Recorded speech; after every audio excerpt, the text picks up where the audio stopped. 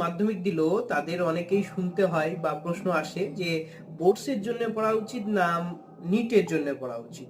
মাধ্যমিকের পরবর্তীতে তুই নিট নিয়ে পড়ছিস না বোর্ডের জন্য পড়ছিস। দেখো, সায়েন্স কখনো আলাদা হয় না। হ্যাঁ, সায়েন্স বিজ্ঞান তুমি যেখানে যাবে একই পাবে, ঠিক আছে?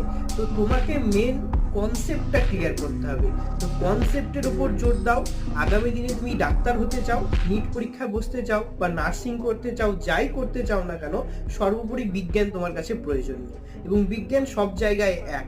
আর যদি তুমি ইন্ডিয়াতে বসে পড়াশোনা করো সেখানেও বিজ্ঞান এক, আমেরিকাতে বসে পড়লে আমেরিকাতেও এক। তাই বিজ্ঞান পরিবর্তন নয়, বিজ্ঞানটাকে সহজভাবে কনসেপচুয়ালি বোঝো, তোমার কাছে অনেক সহজ হয়ে যাবে। এবং ভাষা, নিটে সব থেকে বড় প্রশ্ন হচ্ছে ভাষা। 13টা ভাষায় পরীক্ষা হয়, ইংরাজি ছাড়াও আরো 13টা ভাষায়। তুমি তোমার নিজের পছন্দ মতো ভাষা বেছে নাও এবং পড়াশোনা করো, এনসিইআরটি বেস পড়াশোনা করো, অবভিয়াসলি তোমার জয় হবেই।